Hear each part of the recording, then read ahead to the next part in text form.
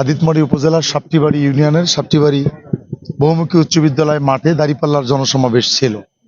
আপনারা নিঃসন্দেহে অবগত রয়েছেন যে এই জনসমাবেশগুলো প্রশাসনের অনুমতি নিয়েই করা হচ্ছে, রিটার্নিং কর্মকর্তার অনুমতি সাপেক্ষে।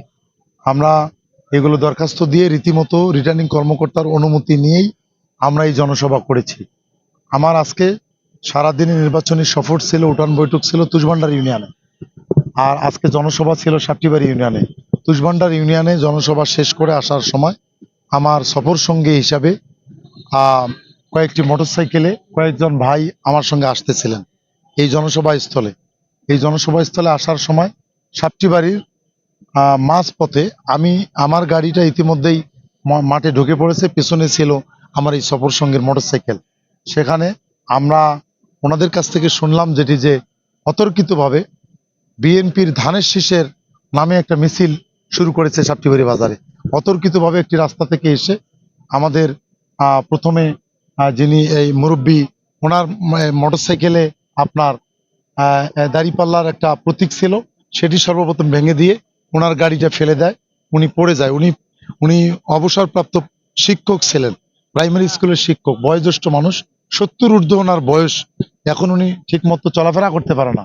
উনি শুধুমাত্র আমাদের ভালোবাসায়, দাঁড়িপাল্লার ভালোবাসায় উনি এই প্রোগ্রামে এসেছে। ওনাকে এভাবে ফেলে দিয়েছে যখন, পেছনে ছিল আমাদের এই ভাইয়ের গাড়ি, ইনিও আমার সফর সঙ্গী ছিলেন। আসার সময় ওনার গাড়ির হেডলাইট লাঠি দিয়ে আঘাত করে হেডলাইট ভেঙে দিয়ে তারা চলে গিয়েছে। তারপর তারা যখন আমাদেরকে জানায়, আমরা তাৎক্ষণিক প্রশাসনকে অবহিত করেছি। এখানে সভা চলাকালীন সময় আমরা, আমাদের স্বেচ্ছাসেবক ছিল, আপনারা জানেন আমাদের এখানে আজকে হাজার হাজার জনতা ছিল, এবং এই বিষয়টা আমরা জনগণকে আমরা অবহিত করি নাই, কারণ একটি অনাকাঙ্ক্ষিত পরিবেশ তৈরি হওয়ার সুযোগ ছিল। আমরা আইন মান্যকারী একটি দল, আমরা দেশের প্রচলিত আইন বিশ্বাস করি এবং আইন নিজের হাতে তুলে নেওয়া আমরা বিশ্বাস করি না।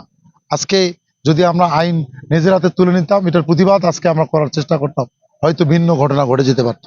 আমরা প্রশাসনকে অবহিত করেছি, আর এখানকার ভারপ্রাপ্ত কর্মকর্তা তিনি রেসপন্স করেছেন, তিনি বলেছেন যে তিনি দেখতেছেন। কিন্তু তারপরে আমি শুনলাম, এখনো যেহেতু আমরা স্টেজের পাশেই রয়েছি, যে তেনাদের গাড়ি পড়ে এসেছে, কিন্তু দুষ্কৃতিকারী কে এখন পর্যন্ত তারা কোনো ব্যবস্থা নেয়নি মর্মে আমরা জেনেছি। তো আমরা মনে করি যে নির্বাচনের এখন আর মাত্র 8 থেকে 10 দিন বাকি রয়েছে। এখানে সৌহার্দ্যপূর্ণ পরিবেশে আমরা নির্বাচন করতেছিলাম, আমরা সব দলের মানুষ একসঙ্গে এই কাজগুলো করতেছিলাম। কোন দুষ্কৃতিকারী এবং সন্ত্রাসী বাহিনী নিয়ে এসে কেউ যদি আমাদের এই পরিবেশ নষ্ট করার চেষ্টা করে, তাহলে আগামী দিনে এখানকার পরিবেশ ভয়ঙ্কর হওয়ার আশঙ্কা রয়েছে। আমি প্রশাসনের দৃষ্টি আকর্ষণ করতেছি আপনাদের মাধ্যমে, এই দুষ্কৃতিকারীদের এখনই ব্যবস্থা নিতে হবে। আজকে আমি আরো সকালবেলা, আজকে দুর্গাপুর ইউনিয়নের 7 নম্বর ওয়ার্ডে আমাদের ভোট কর্মীরা তারা ভোটের প্রচারের জন্য গিয়েছিল। সেখানে বিএনপি কর্মীরা, এখানে আবু বকর সিদ্দিক এবং মোতাহার নামের 2 জন সহ আরো কয়েকজন অপরিচিত, তারা আমাদের কর্মীদের আক্রমণ করার চেষ্টা করেছিল। ধৈর্যের পরিচয় দিয়েছে আমাদের কর্মীরা। আজকে আরো একটি ঘটনা কমলাবাড়িতে, সেখানে আপনার হ্যান্ডবিল বিতরণের সময় সেখানেও একই দলের কর্মীরা এই আক্রমণের চেষ্টা করেছে। তো আমরা আপনাদের মাধ্যমে প্রশাসনকে জানাই, লালমনিরহাটের এই একটা সৌহার্দ্যপূর্ণ পরিবেশ যারা অস্থিতিশীল করার প্রচেষ্টা চালাচ্ছে, তাদের এখনই আইনের আওতায় নিয়ে এসে শাস্তির ব্যবস্থা করতে হবে।